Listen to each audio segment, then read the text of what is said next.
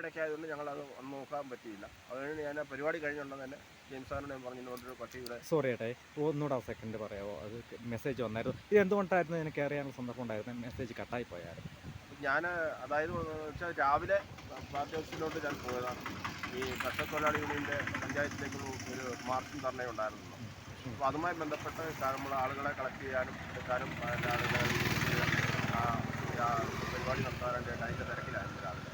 അത് കഴിഞ്ഞ ശേഷം ഞാൻ പാർട്ടി ഓഫീസിൽ വന്നപ്പോൾ ജെയിംസ് സാറിനോട് ഞാൻ പറഞ്ഞു, സാറിൻ്റെ കൊണ്ട് ഒരു പട്ടി ഇങ്ങനെ വയ്യാത്തൊരവസ്ഥയിലുള്ള നല്ല പട്ടിയാണ്, പൂച്ചപ്പട്ടിയാണെന്ന് പറഞ്ഞു.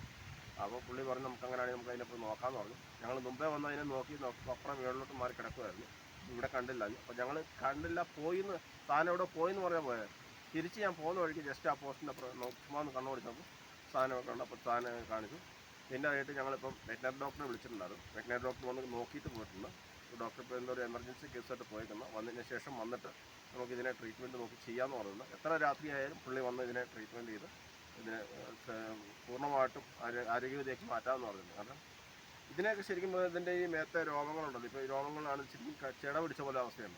അതൊക്കെ ശരിക്കും ഇതിന് ട്രിം ചെയ്ത് നായ എന്നല്ല, ഏതൊരു ജീവനെയും രക്ഷപ്പെടുത്തേണ്ട ആവശ്യകതയെക്കുറിച്ചിട്ടാണ് നിങ്ങളിപ്പോൾ പറഞ്ഞു വരുന്നത്. തീർച്ചയായിട്ടും എന്താണ് പറഞ്ഞത്?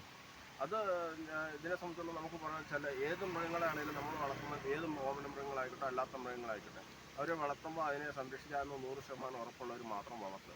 അല്ലാത്തവർ ദയവായിട്ട് വളർത്തിയിട്ട് ഒരു സമയം കഴിയുമ്പോൾ തെരുവിലേക്ക് ഉപേക്ഷിക്കുന്ന പരിപാടി അവസാനിപ്പിക്കണമെന്ന് പറയുന്നത്. കാരണം നമ്മുടെ ഈ നാട്ടിൽ കേരളത്തിലാണെങ്കിൽ പോലും തെരുവ് നായ്ക്കൾ ഏറ്റവും കൂടുതൽ ഉണ്ടാകുന്നതിന് കാരണം നമ്മൾ തന്നെയാണ്. കാരണം ഇത് കാട്ടിക്കിടക്കുന്ന മൃഗങ്ങളെ നമ്മൾ വിളിച്ച് അതിനെ കൊണ്ടുവന്ന് മെരുക്കി അതിനെ വളർത്തി അതിനെ വലുതാക്കി അതിനെ ബിസിനസ്സാക്കി മാറ്റിക്കൊണ്ട് ഇഷ്ടംപോലെ പെരുകുന്ന രീതിയിൽ കൊണ്ടുവന്നിട്ട് ഇതുങ്ങളെ തെരുവിലോട്ട് ഉപേക്ഷിക്കും. തെരുവിൽ ഉപേക്ഷിക്കുമ്പം തെരുവിൽ കിട്ടുന്ന വേസ്റ്റ് സാധനങ്ങളെല്ലാം തിന്നിട്ട് അതോടൊപ്പം തന്നെ മറ്റ് മാലിന്യങ്ങൾ, അതായത് കശാപ്പുശാലകളിൽ നിന്നുള്ള മാലിന്യങ്ങളെല്ലാം തിന്നാൻ സൗകര്യം കിട്ടുന്നു.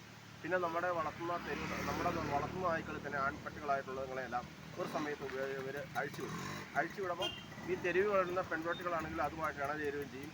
അങ്ങനെ കുഞ്ഞുങ്ങളുണ്ടാകുകയും പെരുകുകയും ചെയ്യുന്നുണ്ട്. അപ്പം ഈ അവസ്ഥയ്ക്ക് കാരണമായി തീരുന്നത് നമ്മൾ തന്നെയാണ്. വേലി തന്നെ വിളവ് തിന്നുന്ന ഒരു അവസ്ഥയാണ്. അപ്പം ആ അവസ്ഥ മാറണമെങ്കിൽ അതിനൊരു ശക്തമായ ഒരു നിലപാട് വരണം.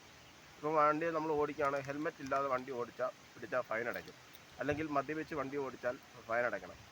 അതുപോലെ ഇങ്ങനെയുള്ള നിയമങ്ങൾ വരുന്നത് പോലെ തന്നെ ഇതുങ്ങളെ വളർത്തുമ്പോൾ ഇതുങ്ങളുടേതായ പെറ്റിൻ്റെ ആ നിയമം കർശനമായ രീതിയിൽ പഞ്ചായത്ത് തലത്തിൽ നടപ്പാക്കണമെന്നാണ് ഇത് സംബന്ധിച്ച് എനിക്ക് പറയാനുള്ളത്.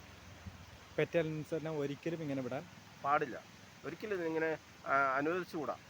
അങ്ങനെ ഉണ്ടെങ്കിൽ അവർക്കെതിരെ വ്യക്തിപരമായ നടപടി എടുക്കണമെന്നാണ് എൻ്റെ അഭിപ്രായം. ഓക്കെ.